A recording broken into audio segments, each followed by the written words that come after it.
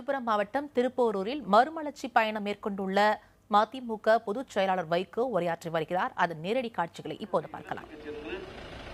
அண்ணா அவர்கள் பிறந்து தவழ்ந்து வளர்ந்து வாழ்ந்த அந்த இல்லத்தில் அண்ணா சிலைக்கு மாலை அணிவித்துவிட்டு தமிழகத்தை திராவிட முன்னேற்ற கழகத்தின் தலைமையும் அனைத்து இந்திய அண்ணா திராவிட முன்னேற்ற கழகத்தின் தலைமையும் நாசமாக்கி பாழ்படுத்தி குடிகளுக்கின்ற வகையிலே மது கொடுமையை கொண்டு வந்து திணித்து சின்னஞ்சிறு பிள்ளைகளும் மதுப்பழக்கத்துக்கு ஆளாகின்ற அவலத்துக்கு ஆளாக்கி தமிழகத்தை நரகபூமியாக்கி வருகின்ற காரணத்தால் வேறையில் நாம் திண்டாட்டம் தலைவிரித்து ஆடுவதா, விலைவாசி உயர்வை கட்டுப்படுத்த முடியாததா, ஆங்காங்க இருக்கக்கூடிய நிலங்கள் சொத்துக்களை மிரட்டி அபகரிக்கக்கூடிய ஒரு வகையிலே திராவிட முன்னேற்ற கழகத்தின் தலைமையும் அனைத்து இந்திய அண்ணா திராவிட முன்னேற்ற கழகத்தின் ஆட்சியில் யாருக்கும் பாதுகாப்பில்லை, எவரும் முதலமைச்சரை சந்திக்க முடியாது, முன்னைவிட பன்மடங்கு ஊழல் அதிகமாகிவிட்டது என்ற நிலையில் இந்த மண்ணுக்கு பெருமை சேர்க்கிற விதத்தில் எங்கள் இந்த இரண்டு இயக்க தலைமையை வீழ்த்த வேண்டும் என்று சொல்லி நான் உரையாற்றிவிட்டு நான் புறப்பட்டேன்.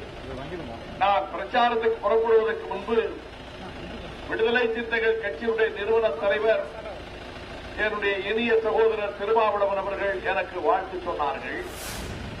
நான் காஞ்சிபுரத்தில் நிகழ்ச்சியை தொடங்குவதற்கு முன்பு நான் தங்கியிருந்த இடத்துக்கு விடுதலை சிறுத்தைகள் கட்சியினுடைய மாவட்ட செயலாளர், அந்த நகர செயலாளர் அனைவரும் எனக்கு பொன்னாடை போர்த்தி பயணம் வெற்றி பெற வேண்டும் என்று வாழ்த்தினார்கள். நான் மேடைக்கு போகிற போது இந்திய கம்யூனிஸ்ட் கட்சி நிர்வாகிகளும் மார்க்சிஸ்ட் கம்யூனிஸ்ட் கட்சிக்காரர்கள் மேடைக்கு பக்கத்தில் இருந்த போது நீங்கள் மேடையில் ஏறுங்கள் என்று சொன்னேன். அவர்கள் முன்மொழிந்து வழிமொழிந்து பேசினார்கள். விடுதலை சிறுத்தைகள் கட்சி இதை புறக்கணிக்கிறது என்று செய்தி போடுவது நியாயமா? எல்லாம் விடிந்தால் தெரிந்துவிடப் போகிறது. திருவாரூரில் நாங்கள் 4 அமைப்புகளும் நாளைக்கு காலையிலே கூடுகிறோம். சாயங்காலம் ஒரு சரித்திர முக்கியத்துவம் வாய்ந்த கூட்டமாக அது அமைய போகிறது. நான் ஆளும் சர்க்காருக்கு சொல்லுவேன், அதை போல ஆண்ட அரசாங்கத்தை கொண்டிருந்த திராவிட முன்னேற்ற கழகத்தின் தலைமைக்கு சொல்லுவேன், இந்த 4 இயக்கங்களும் இயக்கின் வலிமையோடு நாங்கள் ஒன்றாக இருக்கிறோம். இது ஒரு சிறு விலகலோ சேதாரமோ எவரும் எதிர்பார்க்க வேண்டாம் என்பதை நான் தெரிவித்துக் கொள்கிறேன். எங்கள் 4 கட்சிகள் மீது எந்த குற்றச்சாட்டும் சொல்ல முடியாது, எந்த ஊழல் குற்றச்சாட்டும் சொல்ல முடியாது. நேர்மையான அரசியலை நாங்கள் நடத்தி வந்திருக்கின்றோம்.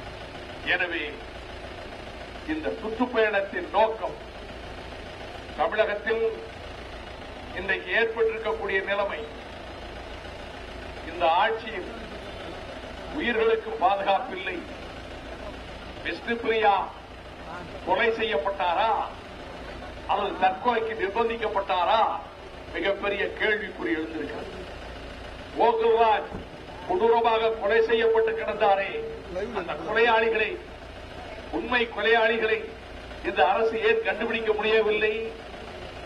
20 ஏழை கூலி தொழிலாளர் தமிழர்கள், அன்றாட காட்சிகள், போதை குடிசைகளிலே வாழ்ந்து வந்தவர்கள், அவர்கள் பேருந்துகளிலே சென்று கொண்டிருந்த போது ஆந்திர காவல்துறையினுடைய சிலரும் வனத்துறையைச் சேர்ந்த சிலரும் பலாத்காரமாக பேருந்துகளிலே இருந்து கடத்தி கொண்டு சென்று சித்திரவதை செய்தார்கள். மிக கொடூரமான சாவு, வெறும் துப்பாக்கி சூழல். அவர்கள் பிரேதங்கள் வந்தபோது அதிலே 13 பேர் பழங்குடி மக்கள், ஷெட்யூல்டு டிரைப், பாவப்பட்டவர், நரகபூமியிலே தள்ளப்பட்டவர், அன்றாடம் ஒருவேளை சாப்பாட்டுக்கு உழைத்து கஷ்டப்படுகிற மக்கள். அந்த உடல்களை பார்த்து பெற்ற தாயும் தகப்பனும் கட்டிய மனைவியும் கதறி கப்பூவி அழுதார்கள். காரணம், அவர்கள் நாக்கு அறுக்கப்பட்டிருந்தது, அவர்கள் கண்கள் தோண்டப்பட்டிருந்தது, அவர்கள் உடலினுடைய மார்பு வைத்து. தற்போது திருப்போரில் மறுமலர்ச்சி பயணம் மேற்கொண்டுள்ள மதிமுக பொதுச் செயலாளர் வைகோ பொதுமக்களிடம் மது விற்பனையால் மக்களுக்கு ஏற்படும் பாதிப்பு குறித்தும், மேலும் தமிழகத்தில் இன்று ஏற்பட்டு இருக்கின்ற நிலைமை குறித்தும், அது மட்டும் இல்லாமல் விஷ்ணுபிரியா கொலை வழக்கில் அரசு கண்டுபிடிக்க இயலாதது ஏன் என்றும் கேள்வி எழுப்பி பேசி வருகிறார்.